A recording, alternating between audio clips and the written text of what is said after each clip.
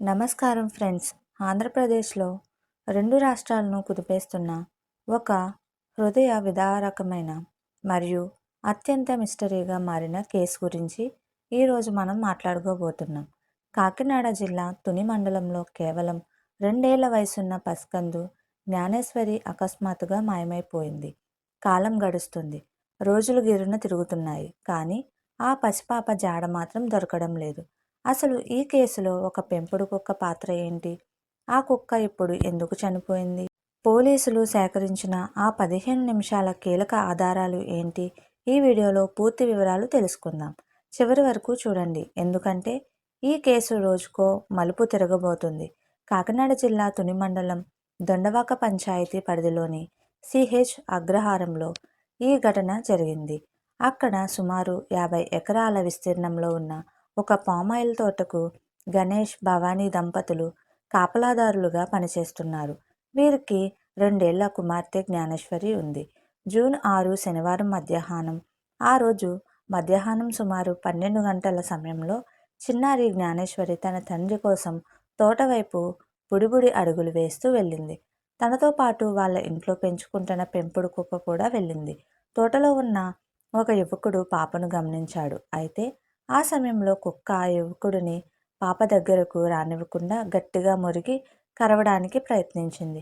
దాంతో ఆ యువకుడు భయపడి ఊరిలోకి వెళ్ళి మిగతా వారికి విషయం చెప్పాడు. ఈ కేసులో అత్యంత కీలకమైనది ఆ 15 నిమిషాల సమయం. యువకుడు ఊరిలోకి వెళ్ళి తోటలో పాప ఒంటరిగా ఉందని చెప్పి గ్రామస్తులను తీసుకొని తిరిగి వచ్చేసరికి అక్కడ పాప లేదు, కనీసం ఆ కుక్క కూడా లేదు. కేవలం 15 నిమిషాల గ్యాప్లో 2 ఏళ్ల పసిపాప మరియు ఆ కుక్క ఇద్దరూ గాల్లో కలిసిపోయినట్లు మాయమైపోయారు. కుటుంబ సభ్యులు, స్థానికులు చుట్టుపక్కల అడవి ప్రాంతం అంతా వెతికినా ఫలితం లేకపోవడంతో పోలీసులకు ఫిర్యాదు చేశారు.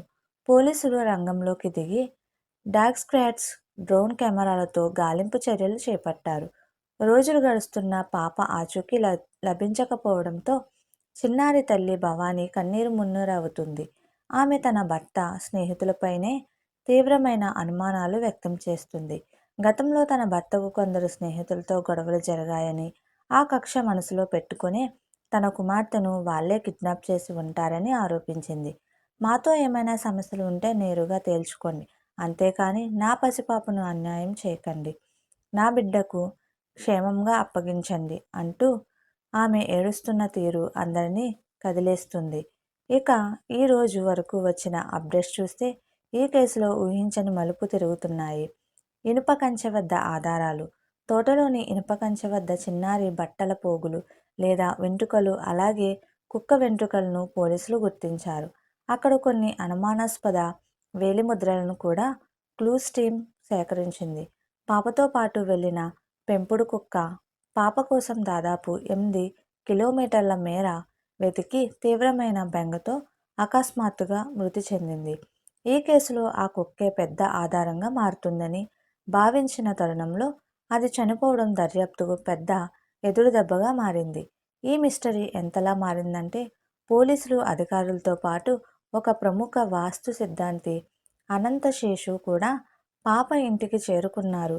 ఇంట్లో పాజిటివ్, నెగిటివ్ ఎనర్జీలను కొన్ని మిషన్ల ద్వారా పరీక్షించి పాప 99% క్షేమంగా తిరిగి వస్తుందని చెప్పారు. అయితే పోలీసులు మాత్రం అన్ని కోణాల్లో దర్యాప్తు ముమ్మరం చేశారు. చూశారుగా ఫ్రెండ్స్, కళ్ళ ముందే ఆడుకుంటూ కేవలం 15 నిమిషాల్లో మాయమైపోయిన తుని పసిపాప జ్ఞానేశ్వరి కేసు ఇప్పుడు తెలుగు రాష్ట్రాల్లో సంచలనంగా మారింది. ఆ చిన్నారి ఎక్కడున్నా క్షేమంగా తల్లిదండ్రుల చెంతకు చేరాలని మనమందరం కోరుకుందాం. ఈ కేసుపై మీ అభిప్రాయం ఏంటి? ఇది కిడ్నాపా లేక మరేదైనా జరిగి ఉంటుందా? కింద కామెంట్ సెక్షన్లో తెలియజేయండి. ఇలాంటి మరిన్ని లైవ్ అప్డేట్స్ కోసం మన ఛానల్ని ఇప్పుడే సబ్స్క్రైబ్ చేసుకోండి. Thank you.